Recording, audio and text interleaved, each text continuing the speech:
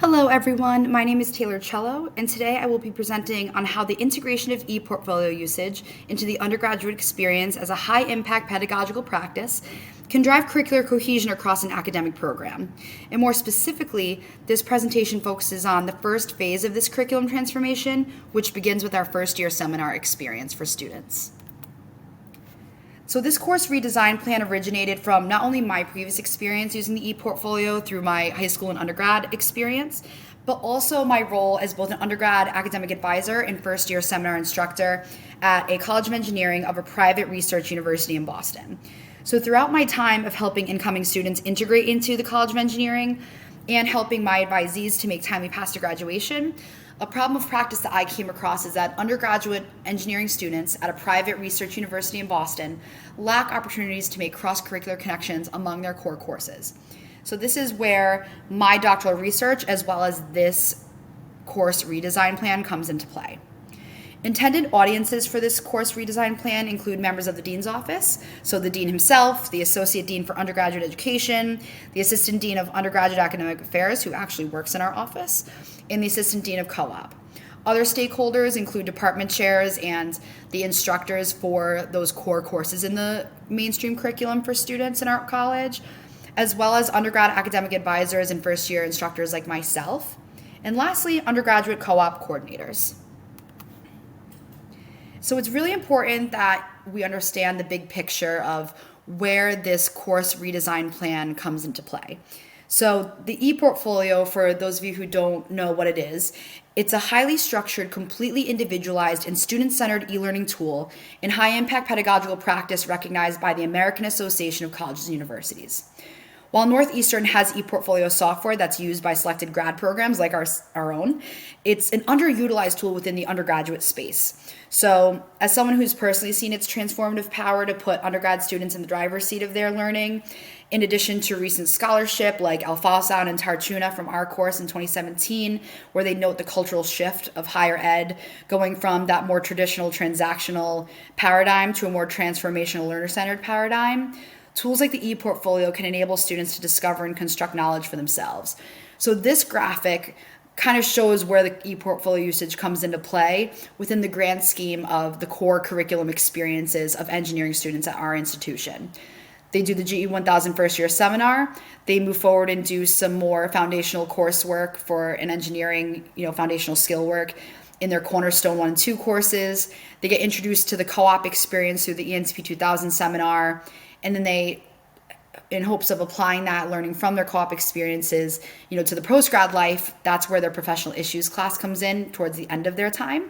And then they do their senior capstone projects where they kind of take stock of their engineering skills and put it into practice in the form of a team building type of project.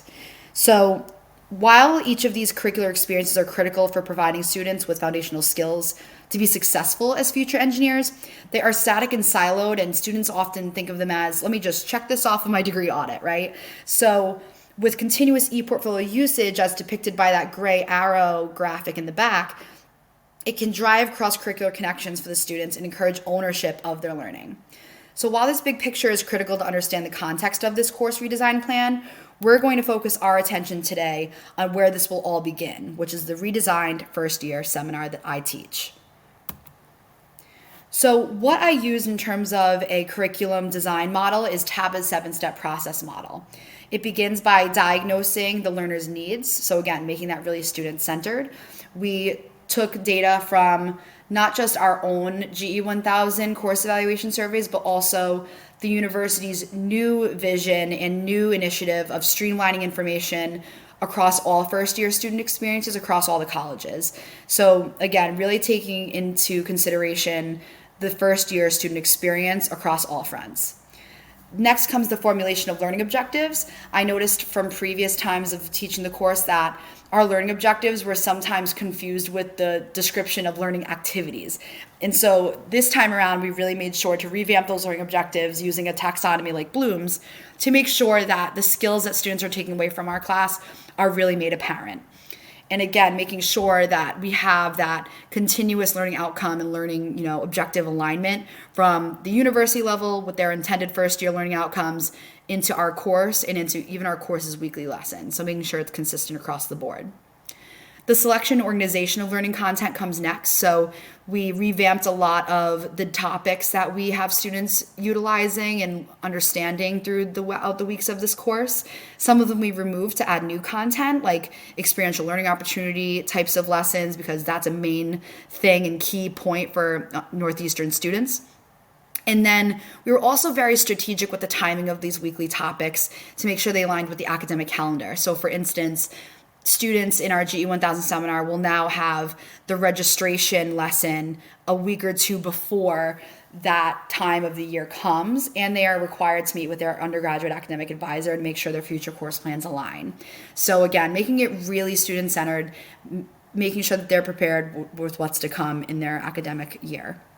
And one of the other key components of this redesign plan is ensuring accessibility across all of our course modalities. So while we've always traditionally had this course as an in-person type of hybrid approach, now we have a lot of our students that are participating in our global pathway programs and are actually spending their first semester or even year abroad. So we made sure that the remote asynchronous modality was still supported through this revamp, which we'll get into later. The selection and organization of the learning experiences and activities, we're now using a flipped classroom approach to maintain student engagement. And one of the ways that we're especially driving this is not just through our Canvas modules and the redesign of those, but also through the implementation of e-portfolio usage, where students will be responsible for selecting and collecting learning artifacts from each week to add to their undergraduate life design project for the course. And this will ultimately serve as the launching pad for e-portfolio usage across their curriculum, which will come later on more in my action research-based project. And then lastly, for the determination of what to evaluate, we have already had evaluation tools in place for this course, but now with the new revamp, we're ensuring that all of our surveys that we do give out to our students align with those new learning objectives and align with the new approach to this course, especially with the flipped classroom, with the e-portfolio integration, making sure that they're prepared to use it moving forward, all those types of things. And more on how we're going to survey our peer mentors who kind of serve as RTAs for the course, and how we're also going to integrate instructor feedback will come later on in the slides.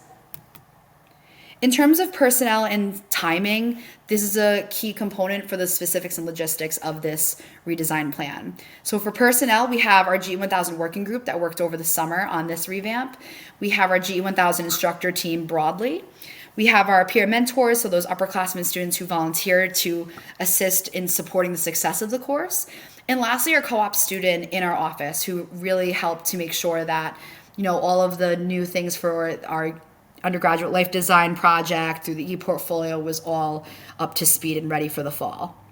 In terms of timing, the curriculum design team, their G1000 working group, we worked for about 2 to 3 months in the summer. We met weekly for about a half hour, and we wanted to really make sure that what we were creating was definitely learning centered. And then lastly, the GE 1000 course, in terms of that timing, it's offered in the fall and spring terms, once a week for 65 minutes for our in-person classes.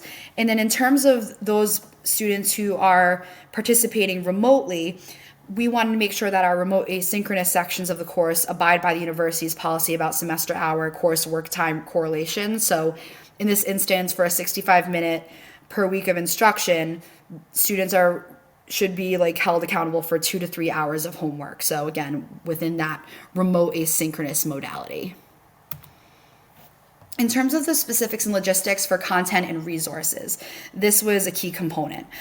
Gibbons' 2014 article notes the importance of considering the curriculum design layers, or the interdependent variables of curriculum when it comes to a redesign. So in this case, we have the Canvas module content, which I have put a screenshot of here just to show you what each week's structure looks like. Students have the overview and objectives first and foremost right at the top, and then they go through more of the content on their own independently. And then they have some learning activities that they also do independently before coming to class. So in this instance, they have to review some case studies about the academic policies, so they're aware of how they can be academically successful. And then when they come into class that coming week, they do the application of the contents. That way they work with other students to make it very collaborative. So in this case, for this week 3 lesson, students will review the case studies by themselves on the module, and then they come to class and they collaborate with their small groups to say, okay, how would we help the student in this particular case study using our knowledge about the academic policies? So really focusing on student engagement with the flipped classroom approach. And then the other key component in terms of content resources is the undergraduate life design project that is going to be done through the ePortfolio.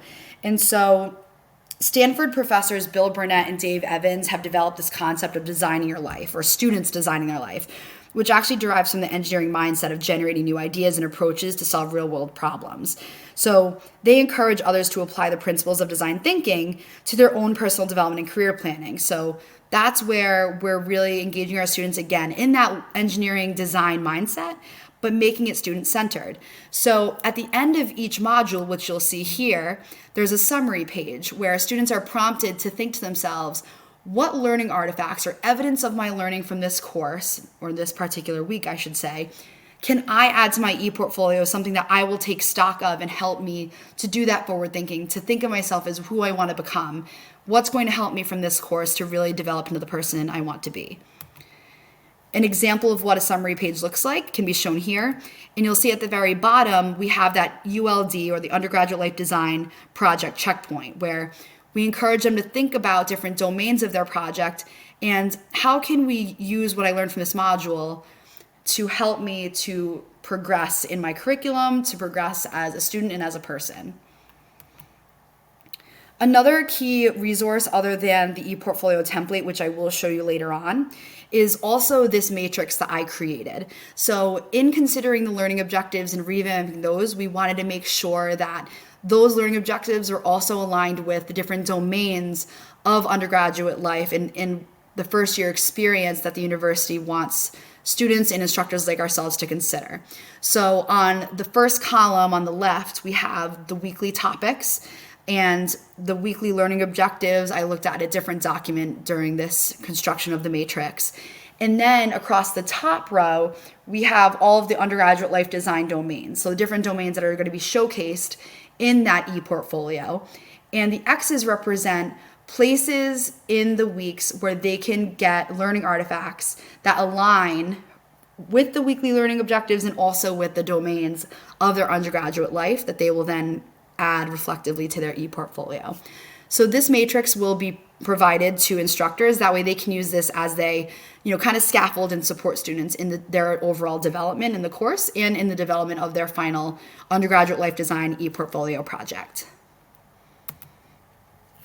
So in terms of the actual deliverable itself, the ePortfolio that we're integrating into the course redesign, this is a student-centered learning process and product. So as you saw and can see from the matrix I showed as well as the timeline below, it helps to make learning for students more visible, but it also serves as that deliverable and that product that they can then take, not just to evaluate their learning from this course, but also as a launching pad for what they can learn in future courses.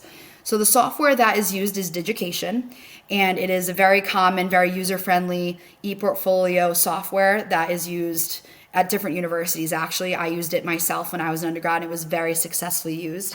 And the great thing about Digication is that it provides students with user-friendly customization features so students can truly make it their own. You can scan the QR code or click the link that I've embedded here on this slide, so that way you can take a look at the undergraduate life design ePortfolio template that I've created for the course that students will be given and start off with. And what I want to show you also, if you have the time, is if you do a quick Google search and you type in my name and you type in Taylor Cello, first and last name, you'll notice that one of the top 3 links associated with that search is my undergraduate ePortfolio.